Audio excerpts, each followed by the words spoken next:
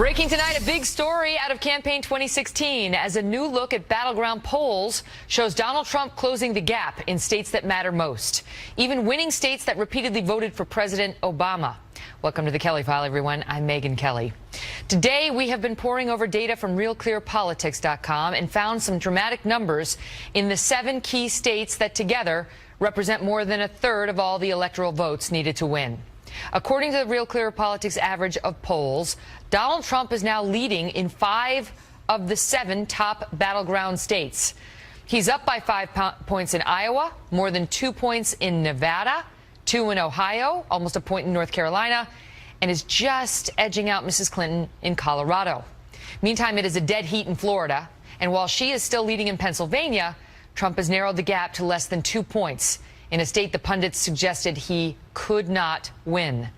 What's more, all these states went for President Obama in the last 2 election cycles, with the exception of North Carolina. We have a great lineup to discuss all of this tonight, including Karl Rove, who is here with a warning about the format of the next debate, plus Lieutenant General Michael Flynn, who has been helping Mr. Trump shape his message and prepare for debates, and Tom Bevan, co-founder and publisher of Real Clear Politics. He's here to discuss those poll numbers, and we're going to start with him. Tom, good to see you. So these numbers are good for Trump, and Florida, let's start there, you say is the most important state for both of them. It is, in particular for Donald Trump. I mean, if you look at the math, he just can't get there unless he wins the 29 electoral votes. He'd basically have to run the table. It would take something of a miracle. So that's critical for Donald Trump. That's a state Obama won by less than 1 point in 2012. It's now under a point in our Real Clear Politics average. It's been really close for basically the entire month of September. And so, you know, Trump's going to try and run up his numbers in the north and the Panhandle. Clinton will run up her numbers in southern Florida, and then the battle will be fought, as it always is in Florida, in that I-4 corridor, Hillsborough County around Tampa is where that state will be decided. Okay, North Carolina, that's, you know, you tell me who that's supposed to, typically, traditionally, would have gone Republican. Right. Obama won it in 2008, but didn't in 2012. He lost it by about 2 points to Mitt Romney. This is a state Trump has to keep in the Republican column, 15 electoral votes, and it's close. It's very, very close. In fact, we have 7 polls there.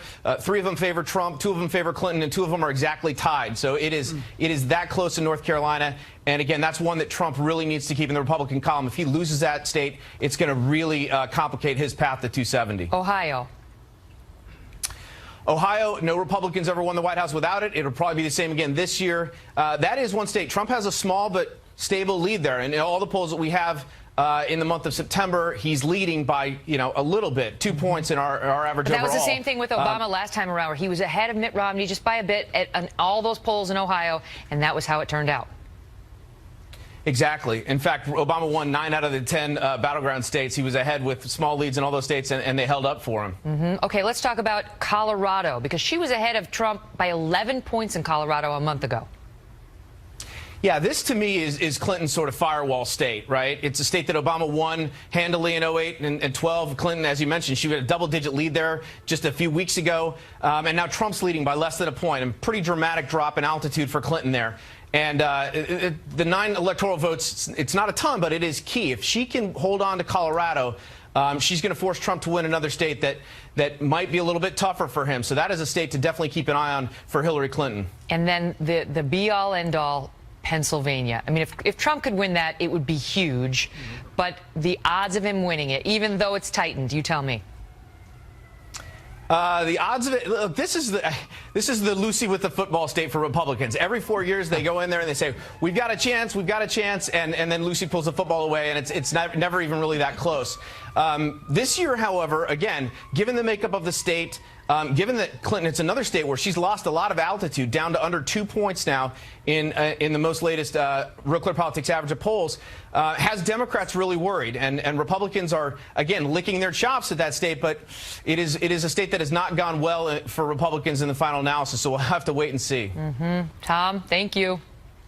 You bet, Megyn. Karl Rove has some thoughts on these polls and how to win from here. He's a Fox News contributor and former Deputy Chief of Staff to President George W. Bush. Karl, good to see you.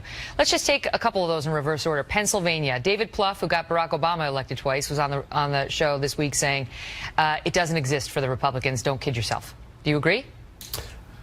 No, I think it's very much up in the air because, look, Trump has an ability to attract blue-collar, working-class Democrats in the western part of the state. He knows that, but Plouffe said there are too many Democrats who are going to come out of Philadelphia to overwhelm them. Look, that will be true if she gets the same kind of turnout that Barack Obama got. Think about this.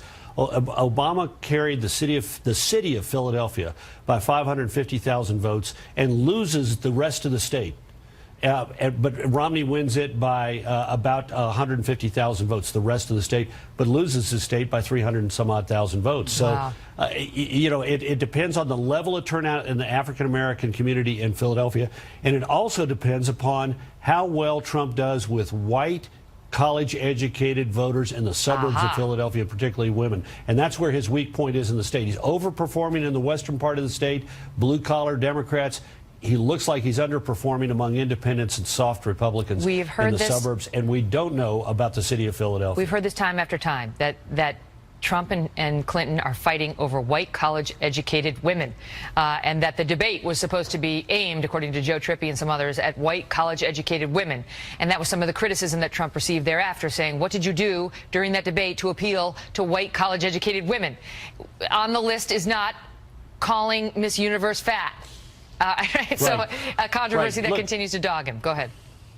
Yeah, look, if he makes this about change versus the status quo, not about his personal scandals, not about her personal scandals, then he's got a shot to win. If he lets himself, if he takes the bait and gets drawn in on these things, he's in trouble. And particularly if he not only gets drawn into them in the debate, but then squanders a valuable day. Look, Megyn, we're at the point where the most valuable thing that a presidential campaign has is time, and he chewed up a valuable day arguing over something that is completely, on the edges of this debate, and certainly not central to his ability to make a winning case. Mm-hmm. And so now we're a week or so away from the next presidential debate, and it'll be a town hall format. And I want to play this clip because Trump, he's had limited town hall experience, but he's had some town hall experience. And here was a testy moment that happened on February 18th at one he had with CNN. You tell me whether he should repeat this.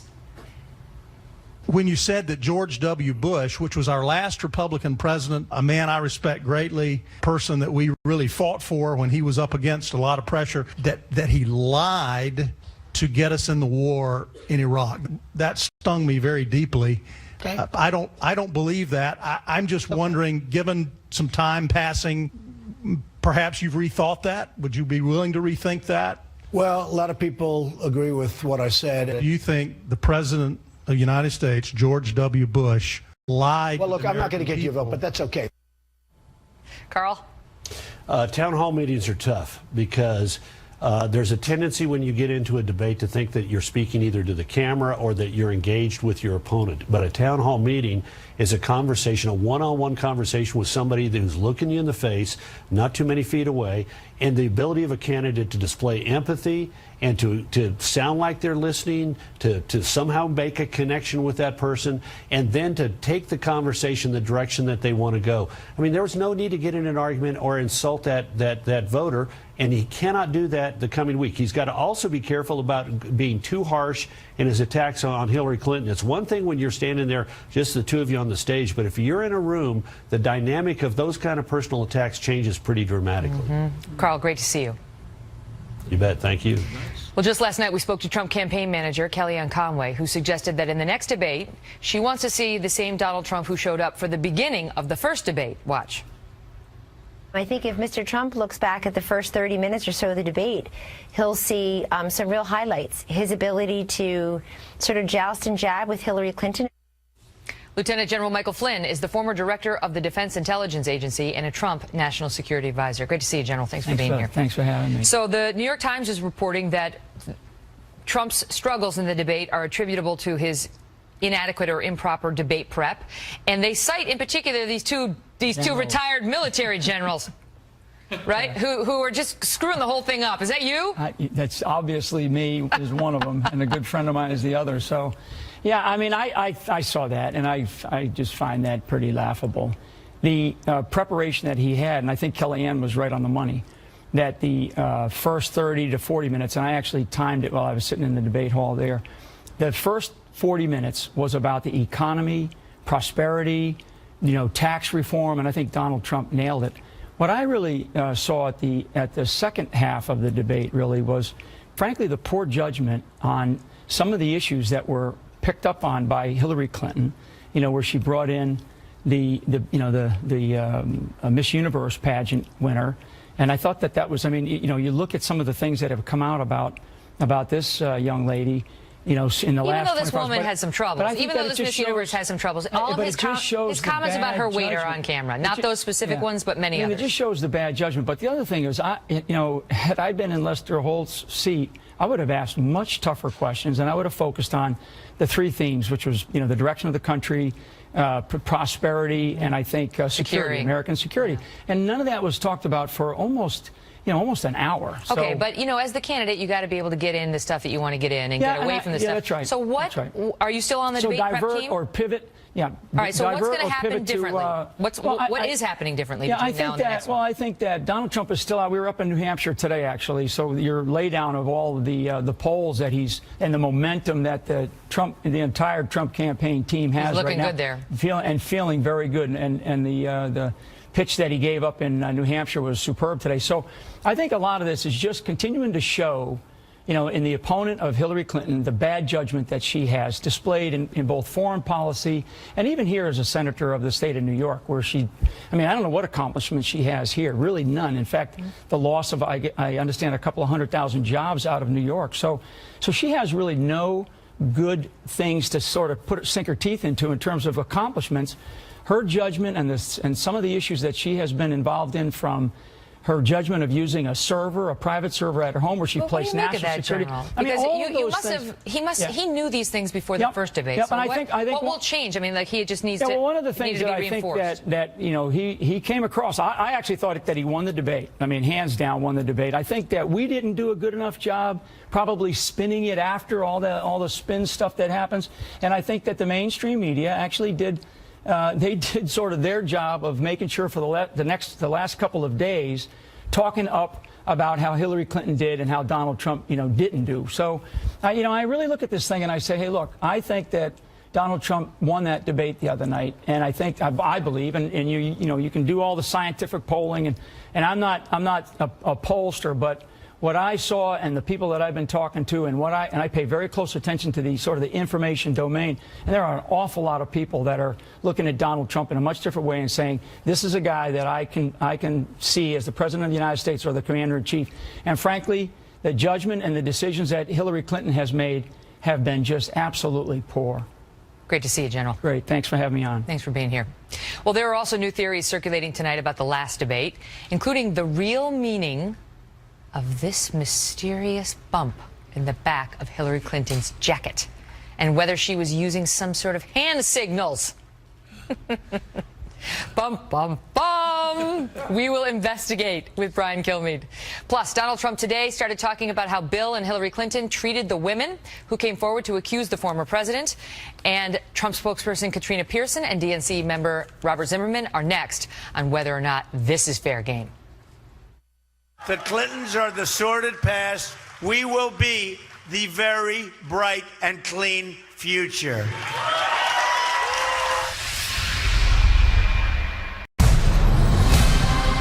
Breaking tonight, new evidence that Donald Trump may be launching a controversial line of attack on the Clinton camp. After 3 straight days of getting hit over his treatment of women, Politico reporting late today that Trump's campaign put out talking points this afternoon about how Hillary Clinton and her husband worked together to destroy Bill Clinton's accusers.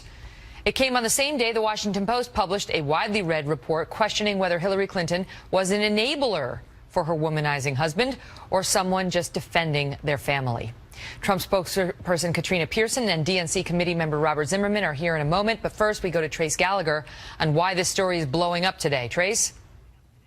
Megyn, Donald Trump, the Trump campaign, and Trump surrogates have all argued that what's important in this campaign is not Bill Clinton's infidelities, but rather the way Hillary Clinton has responded to her husband's accusers, unfairly lashing out at them, like Jennifer Flowers, the singer who in 1992 sold Star magazine the story of her affair with Bill Clinton. At the time, Hillary Clinton described Flowers this way during an interview with ABC's Primetime Live. Watch.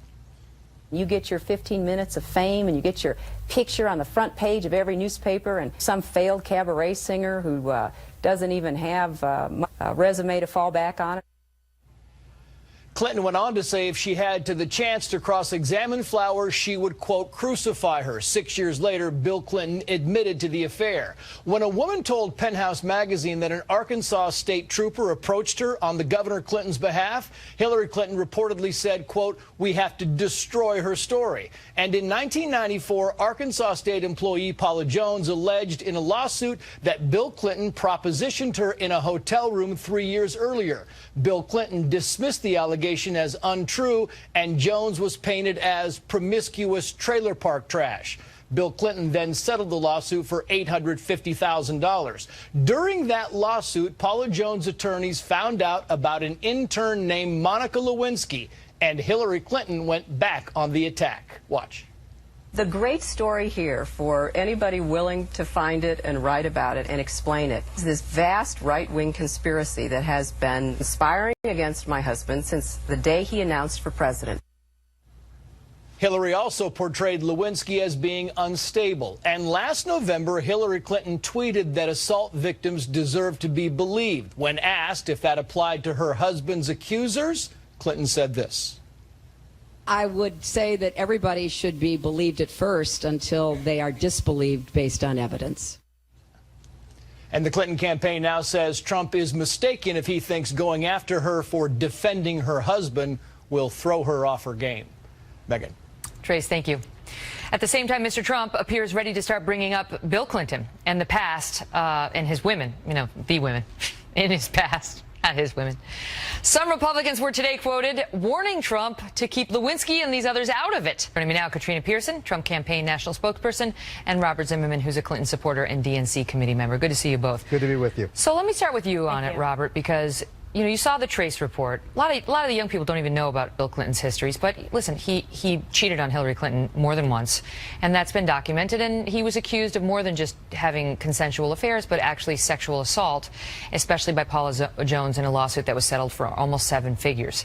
Why is that not fair game? Oh, come on, Megan. Let's cut through all of the type of Star Magazine type of gossip, and let's deal with let's deal with the political reality, Megan. And the reality is that this week, Donald Trump lost 2 debates. Monday night against Hillary Clinton, and then Tuesday and Wednesday, Alicia Machado cleaned his clock when he was trying to attack her. But why are those not fair games? Here's the reality, Megan. He's trying to change the topic because in today's news, it was reported he settled a lawsuit in 2012 where he was asking his employees to fire what he described as unattractive women. We're going to get to that. We're going to get to that a little later in the show. But if you can just answer my question, Robert, I am answering your question, Megan. Why is it not fair? So even if that's all true, even if this is a defensive move by Trump, why is it not fair to ask about how Hillary treated the women who came forward, and there were plenty Hillary of them stood up for her husband. She stood up for her marriage. And very frankly, whenever Republicans have tried to attack her for that,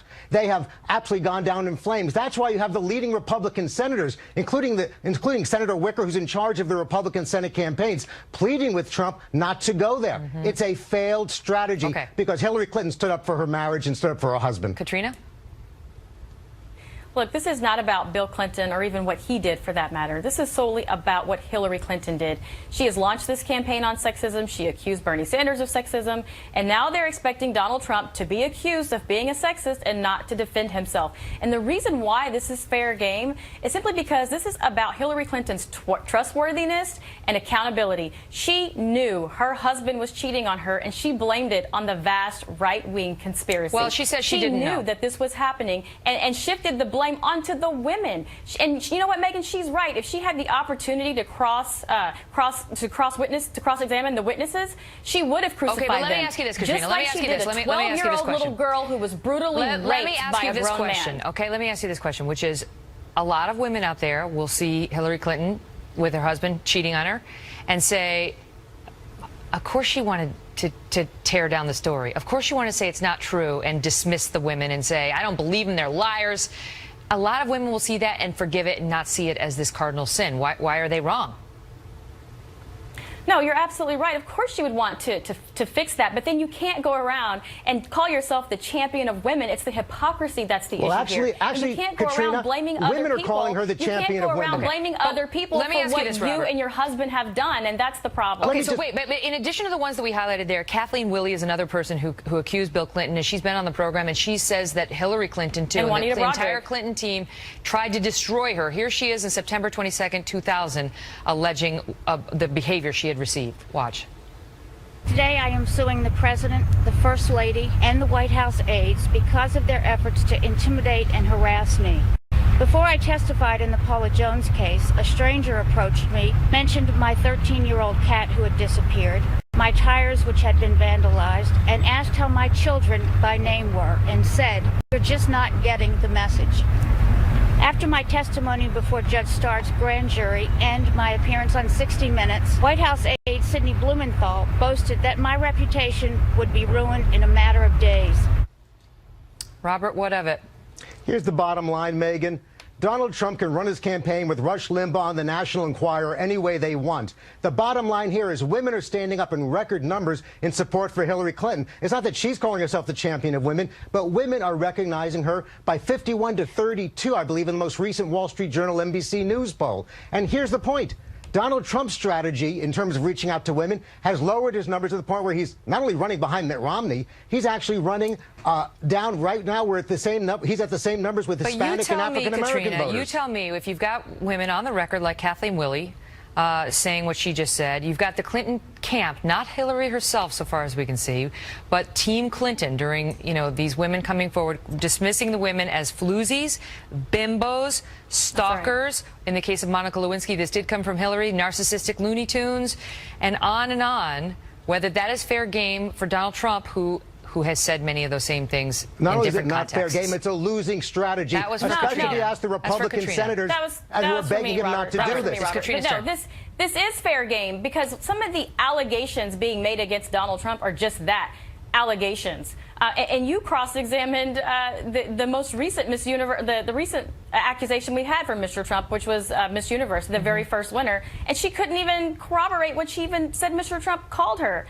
These are allegations. The reason why this is important, these are actual actions that were taken against Hillary Clinton. She is calling herself the champion of women, and she has failed miserably, and she shifted the blame. So are women, according to the polls. Why is Donald Trump running so poorly in the polls? Right now, his numbers are dropping to the same level with Hispanic and African Americans. We've never seen a Republican run this poorly. Anna Navarro, who's on she's on a cable competitor, she came out today isn't doing as well as she wants to do with women. She said, she talks about the issues, and she's the one talking about this. I'm sorry, one at a time, please. I gotta go. I gotta leave it at that. But I do want to clear one thing up for the record. The allegations that Miss Universe said against Donald Trump, that he called her Miss Piggy, that he called her Miss Housekeeping, those have not been substantiated by third-party witnesses. That's true. But him calling her, overweight, saying she would eat the whole gymnasium, saying she loved to eat, saying she would eat anything you put in front of her, and criticizing her weight has been well documented. He even did it this week on Fox and Friends. The stuff about Hillary Clinton herself, she didn't, as far as we can find, call anybody a bimbo. But the Team Clinton was referring to women in those terms I just described. So those are allegations about Team Clinton, not about her directly. There we go. And we're not done with the women talk yet, because apparently that's taken over 2016. There are now at least a half dozen conspiracy theories about Hillary Clinton. Oh, this is a different story, but this is interesting too. About Hillary and Monday night's debate. Did she have a hidden earpiece? Was she using some sort of hand signals, like, I don't know, how do they do it, the catcher in the pitcher? They don't do this. Brian Kilmeade's investigated. He's here with what he found. Plus, you just heard about the new controversy that blew up today at one of Donald Trump's golf courses. We'll show you what that involves next.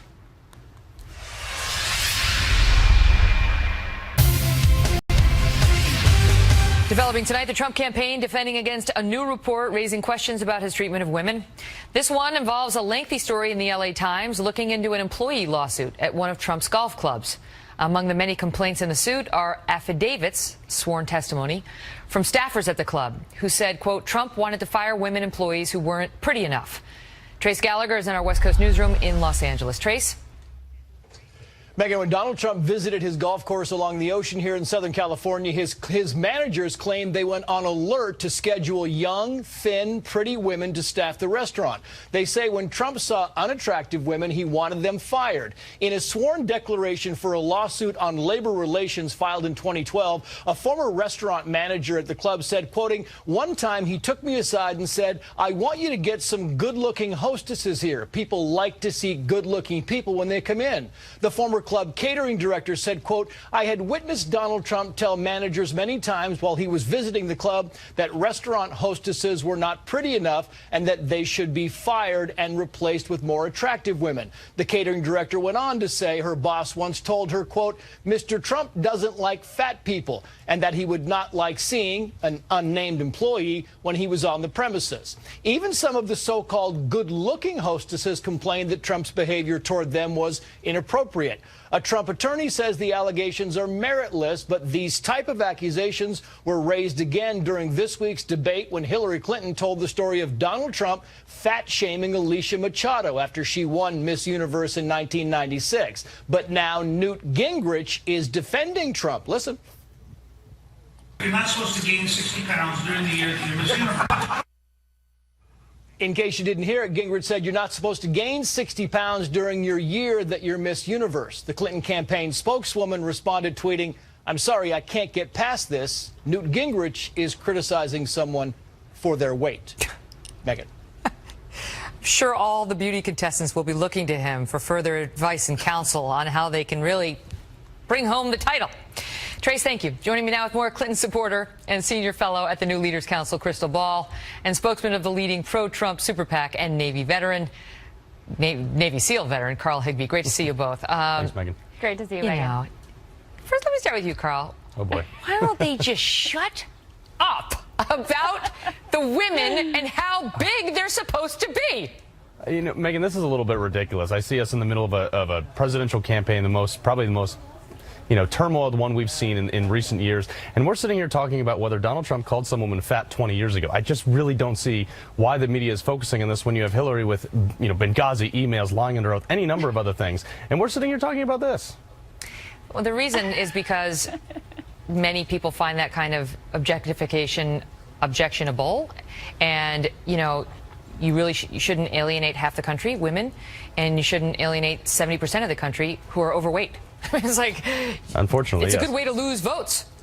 Yeah, it is a good way to lose votes. But the fact of the matter is here, look, Donald Trump has employed, his campaign spokeswoman, you just had her on, she's a woman. His communication director, a woman. His campaign, the CEO of his campaign is a woman. I know all these people. They love Donald Trump. They work well with him. They don't have any of these problems with him. So I don't understand, where these allegations are coming Carl, from. not to put too fine a point on it, but they're all very beautiful, and none of them is overweight.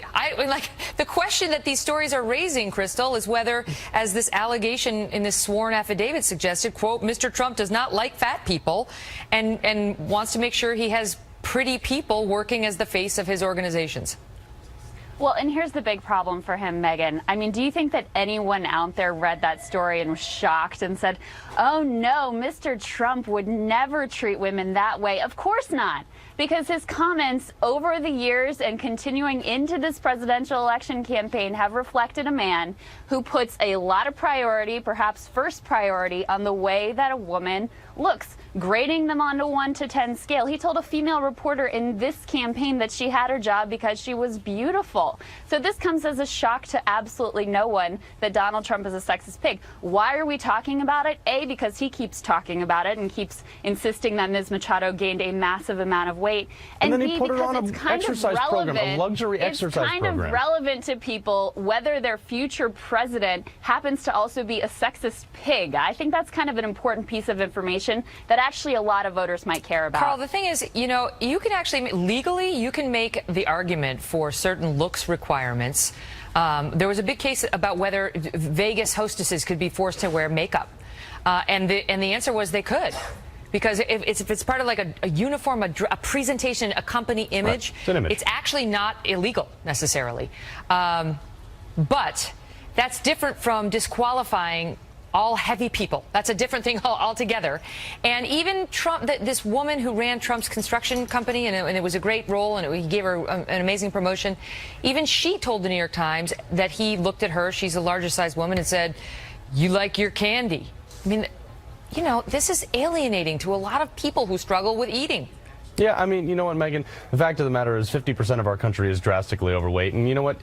Including Trump. Yeah, well, Trump did say that he could shed a few pounds. But the fact is, who cares? We're talking about a little bit of weight, and this is a woman, also this Machado woman. He gave her a luxury exercise program, and they posed for all these pictures, and she was so happy to accept that he was willing to let her keep her title. She only posed for the pictures because he ambushed her at the exercise facility with 80 reporters who took pictures of her while Donald Trump looked at her from the sidelines. I mean, that is what happened there. He didn't ambush her. He was on his paid, luxury fitness program. She says he did. No, she also says a lot of other things. But the fact of the matter is, she was on his luxury exercise program, and he allowed her to keep her title, and he worked with her, and he said he defended her job because she was overweight, and then helped her get back down to weight. Come on, Megan. If I could help you with this, there's a very simple response to what we have seen on camera in terms of Mr. Trump's treatment of Ms. Machado, and it's called an apology.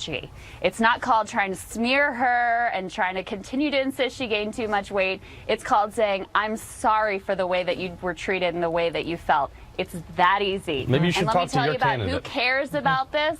You know, who cares about I'll tell you this? what. Take a look at the polls, and I think you'll find out who cares about I this. come from a long line of, people who also love food, right? And I love food. The last thing that an overweight person needs to be told is that they're overweight.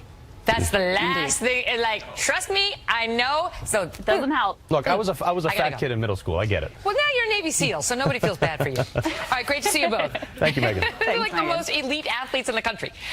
Okay, so far, 2016 has involved debates about water drinking, finger size, the eating habits of a former beauty queen, whether the hostesses at the Trump golf course need to be hot, and now it involves celebrities taking their clothes off for Hillary Clinton.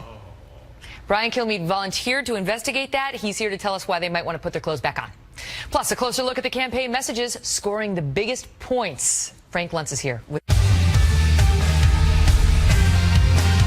40 days out from Election Day, and that Clinton ad is getting more buzz this week than perhaps any political spot in recent months. But when it comes to attacking a candidate by using their own words, the Trump team has also come up with a pretty powerful message of its own.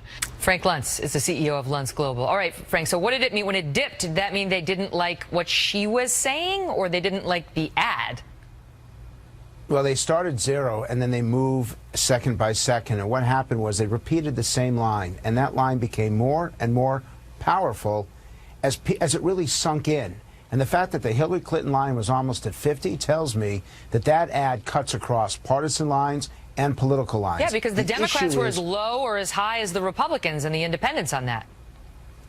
Exactly. It's an issue of credibility. And the fact is, if we're talking about Donald Trump, Hillary Clinton is winning.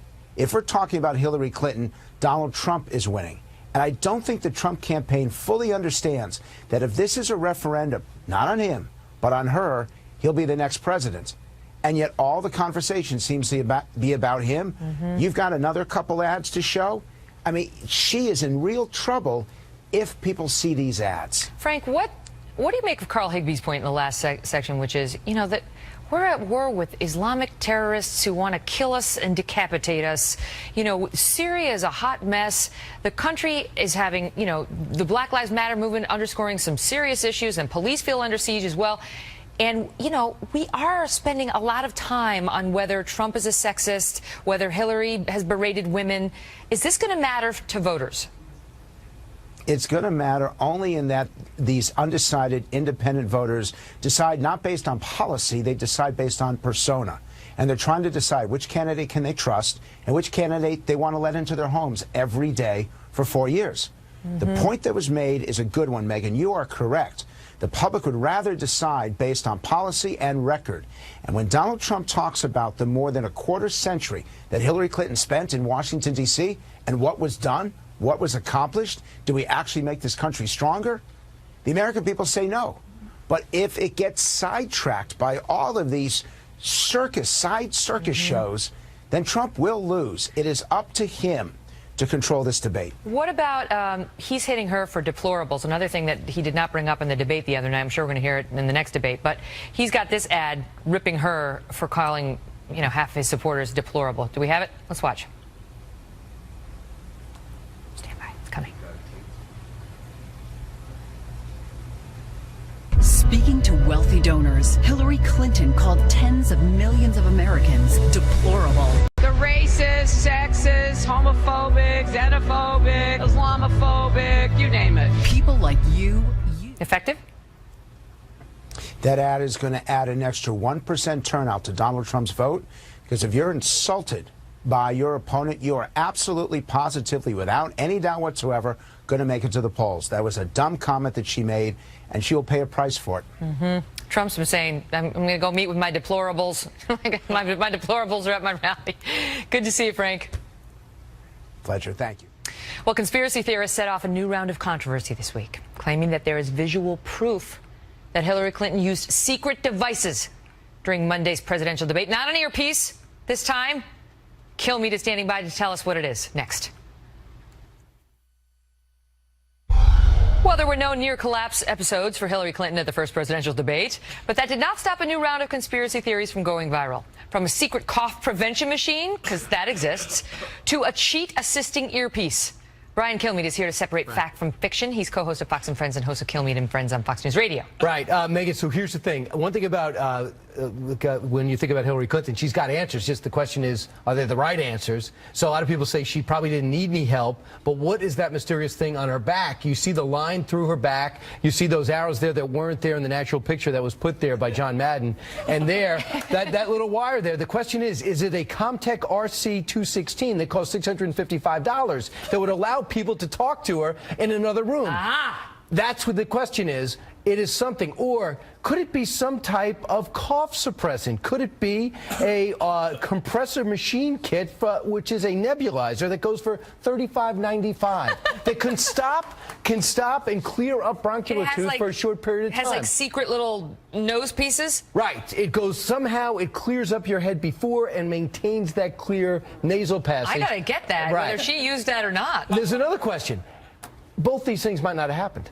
You think? This actually might have been just Hillary Clinton out there, but that is kind of strange. I've never dressed a woman, but I don't know so why. What is it? What is that? What I don't know what that could be. What does the campaign say? The campaign says it's nothing. That's just the way it is. Can we see the picture one more time? I mean, Debbie Murphy, who works for us, says that, I don't know about that thing at the bottom, but she says that's her spine. Right. She says, to me, it looks like a spine. And the thing at the bottom is like, it could be something in her pocket. It could be that. Here. It does look like a mic pack. It looks a lot like a mic pack, just like this, and just in case like the mic out there died. Right. Or an IFB pack, which connects you to the. Okay, we got to move on because Gary Johnson said another really silly thing, and that's being kind. Here he is with Chris Matthews. Who's your favorite foreign leader?